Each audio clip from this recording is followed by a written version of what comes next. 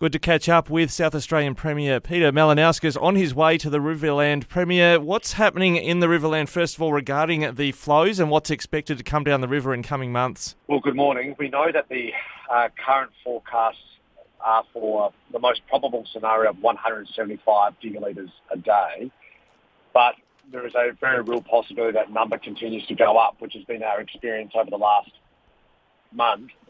We also received advice yesterday that there is the possibility of a second peak that would come sometime in late December, early January. So we will receive an updated forecast for the river flows on Thursday. But as things currently stand, the state government is actively preparing for scenarios that have us in a situation north of 200 gigalitres a day. Although this is an inexact science, we don't want to cause unnecessary alarm, far from it. But we just want to use the opportunity that we've got at the time that we have to prepare as best as we can. Why is the number continually changing? It's moved up rapidly in some cases. There's technicalities in the system, or we don't know until it's past a certain point how much is coming down? Yeah, I've had this described to me in a number of ways, but it is inherently complicated, and there are a number of moving variables. So the state government relies on federal government data that comes from two sources. The Bureau of Meteorology and the Murray-Darling Basin Authority. And often those numbers are inconsistent with each other, and that needs to be rationalised. The other variable, of course, is changing conditions. So we know, of course, that on the eastern seaboard there have been various rain events that are continuing, and just recently the Hume Dam further up the system has now started to release very substantial volumes of water into the system, which of course elevates the level again. So it's these types of variables that are often unforeseen and impossible to predict that will inform the modelling and the forecast, and they have to be adjusted accordingly. My perspective, though, as far as the state government is concerned, I think we have to hope for the best and prepare for the worst, and that's exactly what we're doing, and in every respect, whether it be levies or contemplation of economic assistance packages. Now, speaking of preparing for the worst, the levee bank, I understand there's going to be some works done in Mannum quickly, and a state of emergency has been declared as well. Yes, that's right. So we've declared a state of emergency officially yesterday. It's a bit unusual to do that well in advance of an event, but we see it as being utterly appropriate given that we know that this is coming and there's no stopping it. We know that 3,500 to 4,000 properties at least are going to be inundated. So this is coming our way, and the state of emergency declaration does give us the power to do a few things that otherwise weren't possible. In respect to Mannum, yes, we are going to build a whole new temporary levee there in Mannum. It's worked in the past, and if we use the time that's available to us, and we've got more time in Mannum than what we've had in Renmark, then we have the chance to be able to save some properties there in a way that was a good thing. Is it correct they're going to rip up the main street and sort of leave one side to the river and the other side will be protected by a levee straight down the main road? That's certainly what happened in the mid-70s, so that's one of the possibilities that we'll be working on in the coming days. Yes. When it comes to the emergency declaration, how long will you expect that needs to be in place? We had it in place for COVID for quite some time. Normally, emergency management declarations last for a matter of days. That won't be the instance in this case. We'd want to get past at least that second peak if it eventuates, I'd imagine, but ultimately that's a decision for the Police Commissioner of South Australia working in conjunction with the government. So the way the declarations work is that if they go beyond 14 days, then there has to be an approval process from the state government, from the cabinet, which I chair. But for as long as the declaration serves a purpose, then I've no doubt the police commissioner and the government will work to maintain it. When it comes to recent events, the weather events with the taking out of the interconnector with Victoria, has the state government, I've inquired of Tom Kutzentonis' office about this, there doesn't seem to be any compensation process for those that weren't able to feed electricity into the grid when their solar panels were switched off in some cases for 5 days. Does there need to be something looked at there for those that got into the renewable energy game?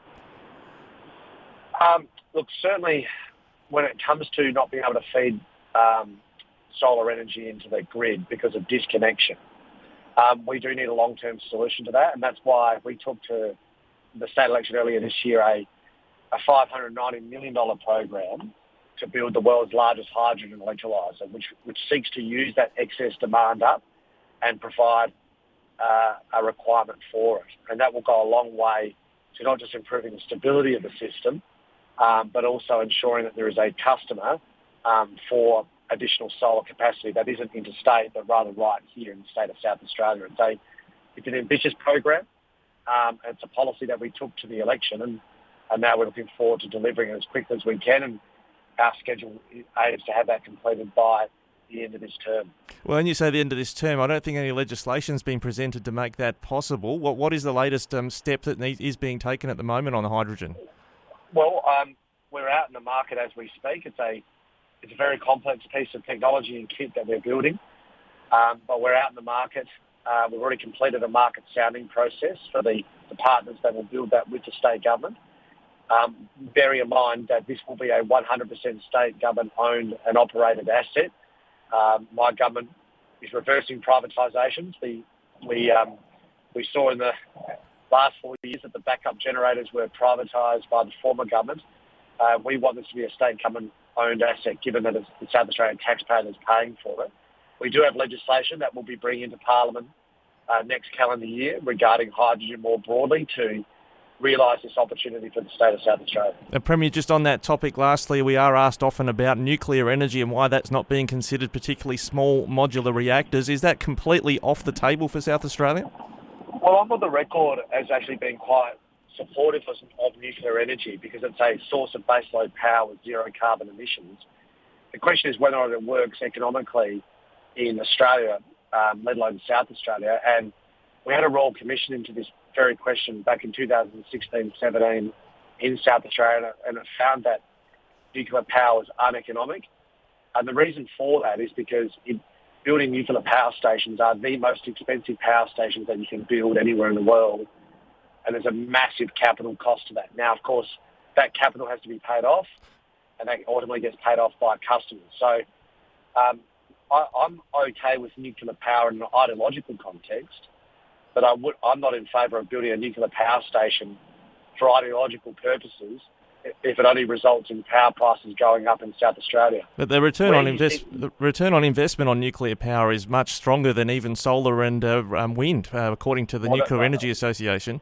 Where nuclear power works economically is where you have huge population bases that are, 20, 30 million people living around in a city with a nuclear power station, and then on top of that, huge industrial demand for electricity. Now, in South Australia, where we've got a population of 1.6 million people and it's spread out across one of the most sparsely populated places anywhere in the world, the economics just don't stack up.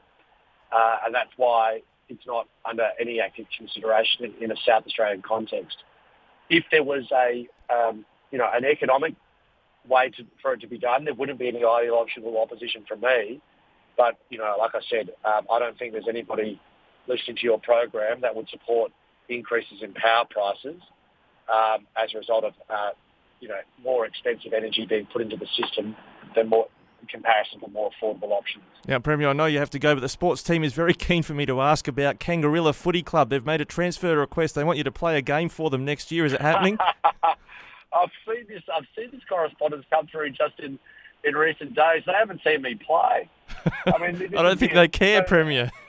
Well, let me assure you, it'd be a retrograde step for the proud Kangarilla Footy Club if I pulled on the boots. But look, I tend to make all my playing decisions about a week before round one. That's the nature of my pre-season the last few years, and my accomplishments on field reflect accordingly. But I nonetheless am flattered by the request, and it'll get due consideration in the new year. All right, no scoops for us yet on the sports show, boys. We'll have to hold that one back. Thanks, Premier Peter Malinauskas, for joining us on the road to the Riverland.